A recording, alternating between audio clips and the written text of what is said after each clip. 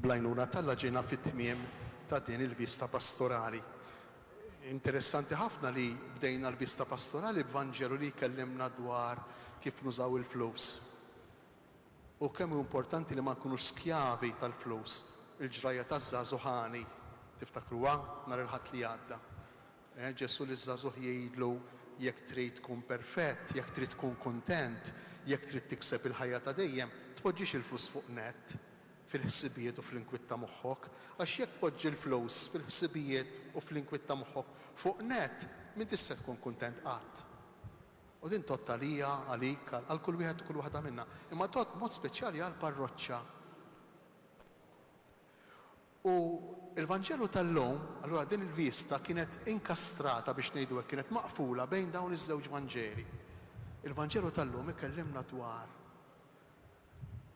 illi jekk hemm xi awtorità, jekk hemm xi ħadd li jikkmanda, jekk hemm xi ħadd li ikollu sej, ikollu weight fil-familja, fil-komunità, fuq ix-xogħol, dan is-sej, din is-sej tiegħu, dan il-weight tiegħu, dan il-poter tiegħu, din l-awtorità trid tkun biss awtorità ta' qadi.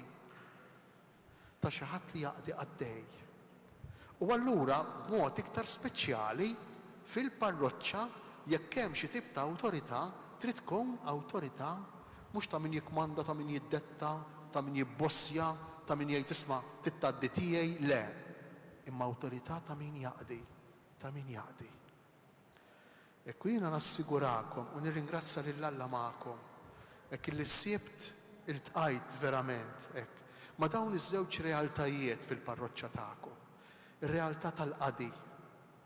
Hekk il-qadi tas-saċerdoti, il-qadi tal-kappillan, il-qadi tas-saċerdoti lejkom, il-qadi tagħkom lajċi, ħafna lajċi, il-qadi tar-reliġjużi, il-qadi ta' ħafna animaturi, ta' ħafna żgħażagħ illi jagħmlu servizz fil-parroċċa, il-qadi ta' ħafna persuni anki mimlijin bl-età illi jippruvaw iwasslu mal-erba' tirjieħ tar-raħal tagħkom il-bulettejn li jippruvaw iwasslu l-ħabarijiet tal-parroċċa, li jippruvaw jikkomunikaw mal-oħrajn dak li jiġri hawnhekk fil-Knisja.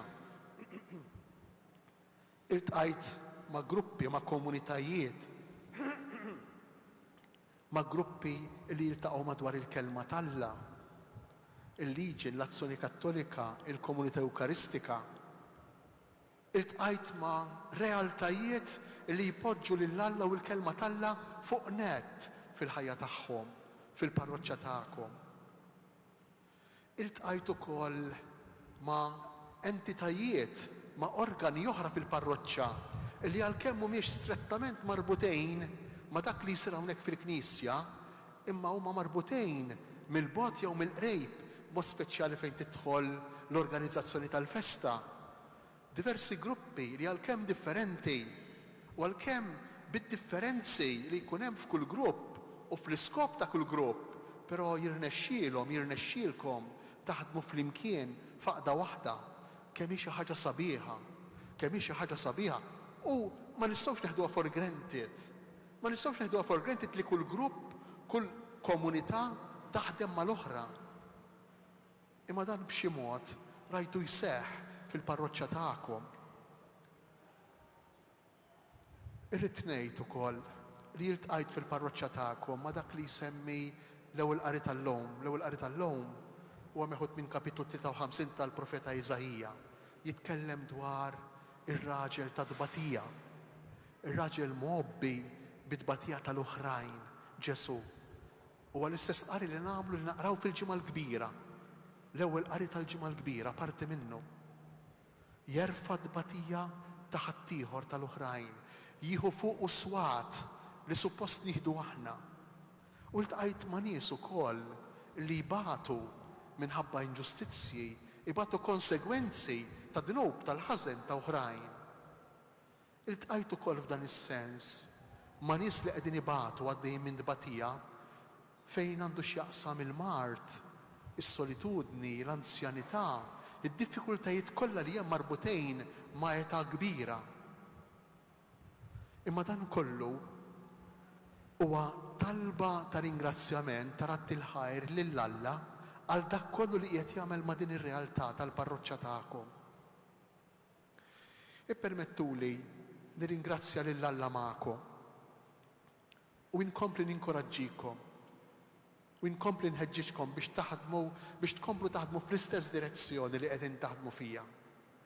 Mod partikulari fejn tidħol il-formazzjoni taż-żgħar, tal-adolescenti u taż-żgħażagħ.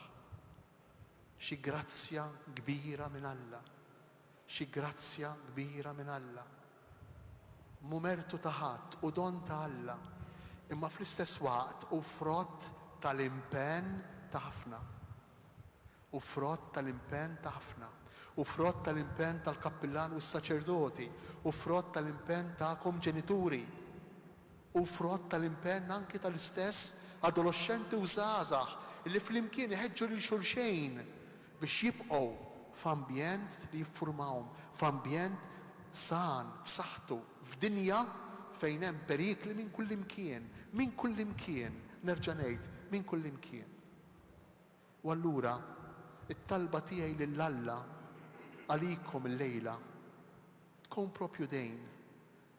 Il-mulej bl-interċessjoni ta' San Girgor, il-Papa Kbejr, u tal-Madonna tas-Sukkors, l-istess Om ta' Alla li tridkom kuntenti, l-iskop, l-għan ewlieni, ir-realizzazzjoni tal-Madonna mhux għajr li ma jonqox l-imbejt, li tkunu kuntenti, li tkunu sew. Bl-interċessjoni ta' dawn iż-żewġ qaddisin patruni tagħkom nitlob lill-Alla flimkien magħkom biex ikompli iwettaqkom, iseddaqkom, iqawwikom f'din l-esperjenza ta' formazzjoni kontinwa. U jalla, kif iddiskutejna u tkellemna anki f'daw ġranet, il-formazzjoni tal-koppji illi jiena nafu wkoll xi ftit għandi xi ftit esperjenza tagħha fil-parroċċja tagħkom. Jalla din il-formazzjoni tal-koppji tkompli tissaħħaħ, tkompli titqawwa, tkompli tiġi kemm jista' jkun immirata għal kategoriji u għal bżonnijiet tal-kategoriji partikolari. B'tali mod illi l-parroċċja tagħkom tkompli tikber, tkompli tkun mimlija bil-komunjoni li jagħtina l-Ispirtu ta' Alla, l-Ispirtu Santu, biex kull wieħed u kull waħda minnkom tiltaqgħu verament bis-serjetà, personalment u bħala knisja, bħala komunità, mal-persuna ta' Ġesu li huwa ċ-ċentru ta' kollox, il-bidu u t-tmiem minnu ġejjin u lejh il-kol kemm aħna sejrin. Issa jien se nitlaq minn hawn, għam il-ġimgħa iltqajt ma' ħafna minnkom fit-toroq, naħseb uħud minnkom xbajtu tiltaqgħu miegħi. Father Franklin li kont noħroġ miegħu biex nagħmel iż-żgħar tal-morda, għalli qed jarawk miegħi n-nies, mhux isellmuli bħas-soltu, qegħdin jistgħu, għalli mhux jgħiduli bħas-soltu. Issa mhux se nibqgħu jien.